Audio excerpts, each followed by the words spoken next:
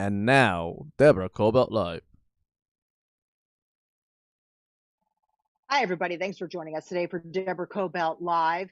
I have joining me today Bert Sarkkinen. He wrote the book, The Art of Hybrid Timber Framing. Thanks for joining us. Thank you, Deborah. Pleasure to be here.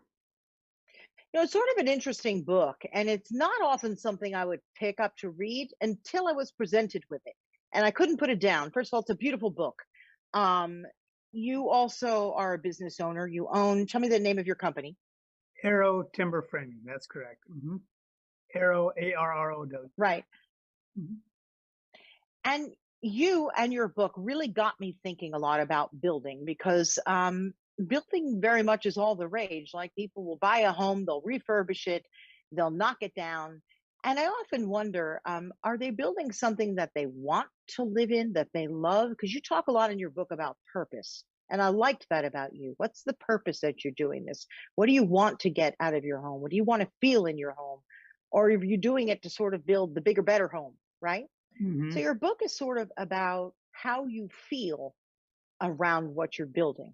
And a lot of that has to do with the wood that we're putting into our homes, right? Because it's a natural product. Can you tell me a little bit about that? Correct. Yeah. And Deborah, you touched on a thing. You talked about how do our homes make us feel? And so that's kind of the main engine driving what we do. And then in the tangible world of what we're doing, it's about how do beams influence that space, exposed beams, the warm wood beams that have resonated with people and cultures throughout ages. And how many pieces of wood do you want? What is your rustic factor? And the book really is about influencing that space, getting that warmth, just right feel for how much wood is going to make your space sing and really be magnetic and intimate, everything you want it to be. So you don't have to do, like you said, either sell it or tear it down and build again or not be happy, all of the above. Now, we talked also about the environment, reclaimed wood. Can you talk to me a little bit about that, about reclaimed and repurposed wood? Is that better for the environment than new wood, if you will? Excuse me. So yes, like you touched on, first, if you can use a building as is, repurpose it in some way, shape, or form, that is the holy grail. A lot of stars have to align for that to happen. Next is to tear the building down and reuse the material, whatever building materials you can reuse. And wood many times falls under that category, provided it is big enough, substantial enough. If it is just 2x4s and such, by the time the nails are pulled and so on and so forth, your labor costs money too, right? So that is all plays into the part of what do people want and how much are they willing to spend. You wouldn't believe it, but we do have people who will spend more to reuse wood. And even as far as sometimes people have to remove trees to create a building site. And for many people, it's really important to bring that to a sawmill and have that wood cut up for their home and used in exposed places where they can point to that wood and say, that wood right there came from this building site. What do you think about trends in home building? Like, for example, we built our home, and when we built it about 10 years ago, I very much wanted to build something that was in a Hampton style, right? Sort of a back east Hampton style, the front porch, the wood shingles. But now apparently that's not all the rage, right? All the rage is the big windows that open out and everything is open. In fact, I had a realtor come in my house and he said, well, you're not really up to date. I'm thinking, up to date? It's a 10-year-old home. How do you build a home that sort of stands the test of time, or do you not care? Do you just build something that really is in your heart that you love to live with? Do you know what I mean? Yep. There's two parts to this. The first you've touched on, build what's in your heart, build what's important to you. It is yours. And the second part is as far as calculating return on investment, or there's what's important to you, there's how much will it resell for, and that has to do with trends and so on and so forth. And then the other part is if it's really appealing, no matter what style it is, it seems to transcend styles, trends, and that is something that people who like wood really that hold that piece of the market. It seems to always be a viable piece of the market that isn't like shag carpet or something that really swoops in and swoops out. That's for sure. Oh my goodness. We bought a home, our first home. I'm not kidding. One room had like thick green shag carpet. It was awful. And the other room had orange shag carpet. And then, of course, they had the grass wallpaper. And I'm thinking, wow, what a triple whammy, you know? So you're right about that. That went out of style, and I don't think it's ever come back in style. But go ahead. Yeah, and so there are some like classic cars and classic art, and there's some pieces and there's classic architecture that hold a piece of the market just the same as exposed beams and the timber framing and the log cabin genre do. And what makes a classic is a question that's often bandied about. And I do believe that something that is classic is built from the heart, as you alluded to. And then it just happens to have the not too big, the not too small, the right vibe for both looks and feel, and even living flow and all that. And it just is good like it is, and don't touch it. And it seems to be reproduced. You'll see classics reproduced multiple times over a many year span. Now, you're in the Pacific Northwest. I'm in California.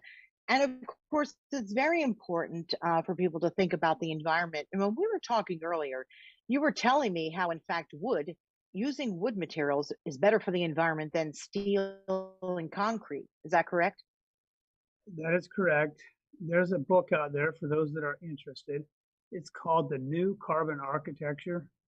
And it talks about the big three: wood, concrete, and steel, and why wood is a far superior choice for a building material if you are concerned about the environment. And there's new building methods that can get 13 stories tall using what's called a CLT. It's cross-laminated timbers.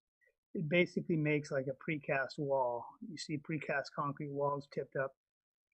This is done with wood, but the heart and soul of this message is that if you use wood, that carbon will not be released into the atmosphere for many years. So it produces what's called a carbon sink. And so there's that aspect of why it's good for green building. That's number one. It holds carbon. Number two is that the energy required to bring a tree from the forest to a finished building is much less than concrete or steel. And number three is that once a wood building is made, it takes much less energy to use it, to heat and cool it. And then, of course, wood is renewable, whereas the minerals for concrete are not, nor are they for steel. Right. How long does it take to replace a tree? Plant and replace a tree that is cut down? It depends on what you're looking for as a product. For what we use, we are looking at about an 80-year thing because we're taking trees that are 36 inches in diameter or bigger. Oh, wow. We like to get our beams off of the bullseye, the center of the tree. So it requires a bigger log. But 40 years is kind of on the West Coast, 40 years is about a cycle of a tree farmer. Gosh, and what is happening now with the price of lumber? It's tripled, right? Why? What's going on? Why did that happen? Why is it happening? That's really, you'll find a lot of opinions on the internet about that right now. It is a huge source of pain for builders and owners alike. Yeah. It's not fun. The short answer is there's a bottleneck in mill capacity. how fast can trees be sawn up and turned into lumber? And this bottleneck actually started quite a few years ago before COVID, and then the COVID has impacted it in such ways that it just things kind of created a perfect storm. It's really a weird deal. Would you like to know the details, or should we? How far do we want to go No, with it? not really, because that's, Yeah, I want to yeah, actually now get into your book and sure. into you, you as a hmm kid. But hmm no, it's just that is it going to turn back? In other words, is that just where the price of lumber is going to be? So now when we go to build a home, we sort of have to factor that in. Or once this log jam is loosened up, the prices can go down, kind of like gas, right? It goes up and down. Yeah. I don't have a crystal ball, nor am I a prophet, Deborah, but I believe that prices will stabilize and come back to normal. Water finds equilibrium eventually. There can be a splash Yeah. and a sploosh, but eventually water finds equilibrium and the market will do its thing. You started in your book talking about you as a little kid. You were 2 years old. You pick up a hammer. You love to put a nail in the wood. Your father worked with wood, so you come from a long line of people who work with wood. So only naturally you gravitated toward it. You loved it. Why did you write this book, and what do you want people to know about it? It's a beautiful book, by the way, people. You should pick it up. The Art of Hybrid Timber Framing, and the photos in it are stunning. I hope that we've been showing them throughout our interview, because some of the contractors and builders that you've worked with over the years, you display their work in here. Oh my God, look at that photo. It's gorgeous. What do you want people to get out of this book? Gosh, there's a lot you can get out of this book, to be honest with you, but go ahead. hmm So, what would really get me excited is if someone were to send or got an email or some sort of thanks where they said, when we started out, we had planned to do X, Y, or Z. But after reading your book, we realized we needed to pump the brakes a little bit and figure out why we're building and what we're building, just to clarify that. And you really help protect our investment. You really help figure out what we want. Well, because you also offer a questionnaire in the book, like ask yourself these questions before you get into this whole process, right? Mhm. Do you want to briefly touch on that, what some of the key questions are? Sure. One of the fun ones, and it's often overlooked when people get into a building project, and there's horror stories of contractors all over the place. It's really an industry that is it it's a challenge to build because it is a moving target. Because a lot of times people don't know what they want. That's part of the problem. And so this book tries to address that. Um, and as far as now, I've lost my train of thought here, Deborah. Before you Well, originally, we were talking about no, it's fine. We were talking about some of the questions. You provide a questionnaire here in oh the yes, book. hmm yeah, Like what are some of the key questions in the yeah. book that So before you get into this whole thing, ask yourself? yeah. So this one is a little fun. I'm back on track. Thank you. So before you hire someone, ask yourself this question, and this could be a masseuse for that matter. It doesn't have to be with the building industry. But what kind of behaviors left undone or done leave you mad and foaming at the mouth? Why that question? And then the next question is what kind of behaviors left done or left undone put a smile on your face? And the reason that that question is so important, those two questions, is if you take the time to figure out what really puts your teeth on edge or what really makes you think that was a fine job, if you answer those questions when you go to hire a contractor, that's your team. You're creating the culture for you to make you happy, to have a good process. And you will be more open to seeing red flags for people who are not a good fit. Yeah. And I that's built going to take a I lot. built twice. I built twice and I got very lucky. I don't know how I got so lucky, because people were literally losing their hair over their building process. And the main thing for me, if I were to answer that question, I Mhm. expect people to be on time. If they say they're going to be there at 8, okay, I'll give you 15 minutes, but I'm pretty timely. And I always knew what I wanted beforehand. So you're right about that in terms of making up your mind. What do you want? I know if I wanted, a particular counter, but that it wasn't going to be in, or a tile, it's like, fine, let's go to plan B. I wasn't going to wait months for it, or weeks even. It's like, you know what? I'd rather it be sitting in your warehouse waiting, to be built than for me to wait for it. So you're right about that. You really have to make decisions. There's an awful lot of materials you can pick, right? Correct. And you mentioned that you felt like you got lucky. And after this, we talked earlier, and you mentioned that your plans don't change much. You're very clear on what you want. And so I would bet that pushed the odds in your favor of getting lucky, because it wasn't a moving target for your contractor. And you maybe he was scared. You're probably a good judge of character as well. No, I'm just kidding.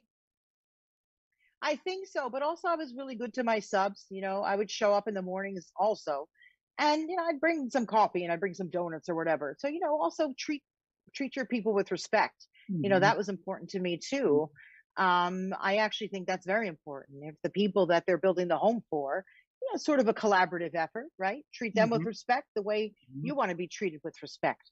So there's a lot that you can do too to make sure that, the guys and gals show up on time. I love that you always have these little insets. The secret is to set your plans and goals at the correct level. You have these little happiness is, why did you put that in each chapter throughout the book? The little, what do you call them? The little insets, the little blurbs or text box or whatever. Yeah. You call them. And that has been I like that in there. The happiness is it just evolved naturally in our inspiration report, which we put out 4 times a year, which is really similar to the book. It's got a main article and then a featured project and memory lane where I talk about banging my thumb as a little 2-year-old or whatever. And so the happiness was a natural evolution, and it's one of our core values is working for long-term good or long-term happiness. So that I like that. Yeah. I like that, though. There was little messages in here as well. Oh my gosh, do we have any more photos that we could please show? Because we've got some stunning pictures in here, and I'm really not going to lift them up. I think it's hard for people, especially people if they're listening for the audio portion of our podcast. But you give phenomenal illustrations, oh my goodness, on the beams of a home. Wow, that's what I call them anyway. Okay, layman terms, the beams. But just some stunning. That's why I'm here's a picture. I'm just going to see if maybe people could see it if I hold it up. Look at that. That's like stunning. And that's all your work, right? That's all the work that you put into the book. I mean, not the book, into the building, right? That's your builders who use your products, right? Absolutely stunning. Anything else you'd like to add about this whole process? I mean, I wanted to make sure that we went over sustainable building, what's good for the environment, what's not, responsible forestry, and just making yourself happy. What are your values when it comes to building? You're living in this place. It's not, for me, it's not about a show place. I put up art that I like. People will walk in and say, who was your decorator? And I said, I didn't have one. I did it myself. I wanted my own stuff on the walls. I picked out my own furniture because I don't want it to look like that. Those were my core values, when I did my home. But anything else you'd like to add that you want people to know about you? One question before we go there. How do you feel about your home now that you've been labeled dated? Are you still happy and good there, or is it? You don't get it. I think they're wrong, not me. My wood is beautiful. My flooring is 3/4 inch thick. I picked beautiful products, and I think it's very much a period house. In terms of, I also went and got a bunch of books out, and I wanted to make sure that the moldings and everything was very much to that style, the railings. So I think that's their problem, not mine. They want something more modern, they can go build it themselves. So that was my answer. Yeah, perfect. That's where I want people to get to when they read my book and figuring out what they want as far as a look and feel with the post and beam, the exposed timbers. That's really where that would be ringing the bell. That they understand that this is themselves and what they want, and other opinions don't shake them. It's not like they're a leaf in the wind. They're good with where they're at, and other people are wrong, just like you said. And You know that's what? It's really all what a business energy. strives for. Yep. It's all energy, right? Whether it's coming from within you or your wood, it's all Mhm. sort of one a big piece of it, right? It all works together. You agree? Well, certainly, especially when you make sure that your DNA has been involved, your fingerprints are on the project, so to speak, from the beginning to the end. Even if you were working with an interior decorator instead of doing it yourself, or if you're working with a timber designer and service provider like me, it's important that the owner's fingerprints get on the project and it's personalized. Yeah, That's it's long-term value. personalized. Hmm. You know, where we live, sometimes, it's the attitude can be, bigger is better. And I don't look at a home like that at all. And neither does this book, although it has some pretty spectacular larger homes in there.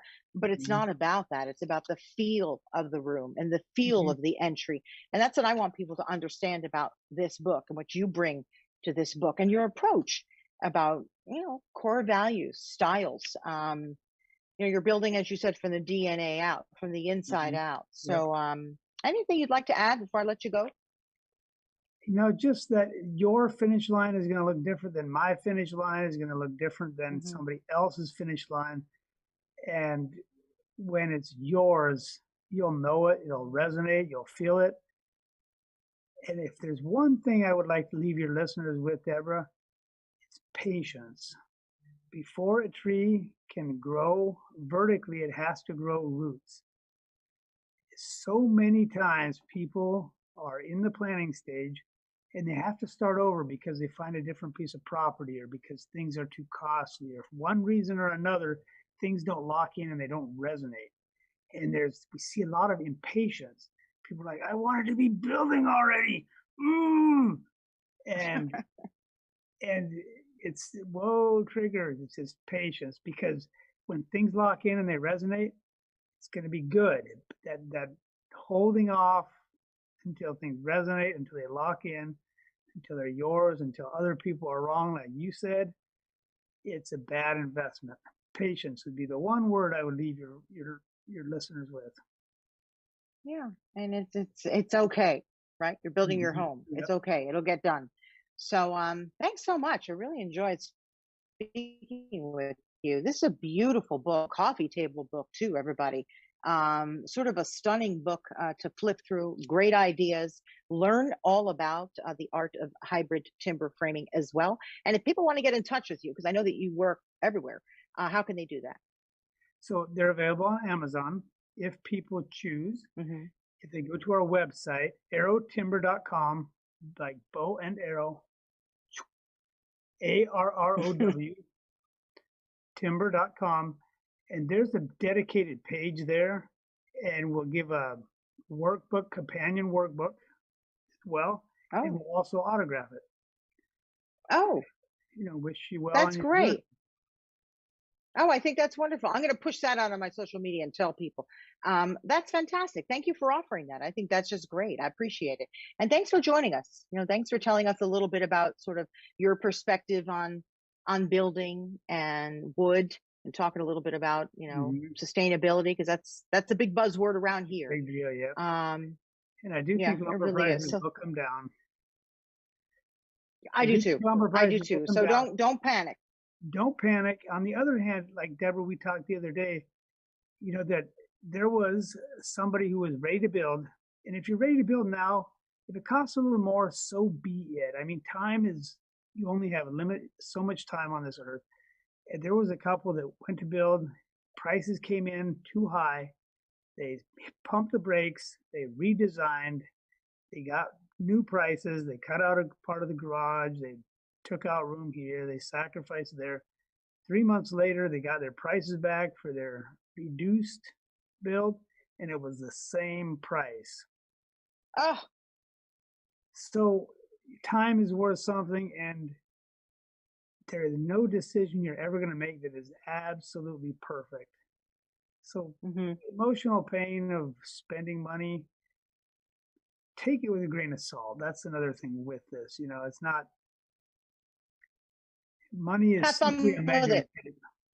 As you like to say in your book, have fun with it, right? Yep, Just exactly. have fun with it. Yep. Just have a little bit amount of time. And I agree with you. That actually happened to me, and I rolled it. I rolled with it. I just said, fine, let's just do it. It wasn't that much Yeah. more, and I couldn't imagine getting back into planning. That would make me crazy. I have to tell you that wouldn't work for me. So I would advise not doing that unless it's so much more. Right. But you can work with your architect and contractor along the way, because I did. I said, here's my budget.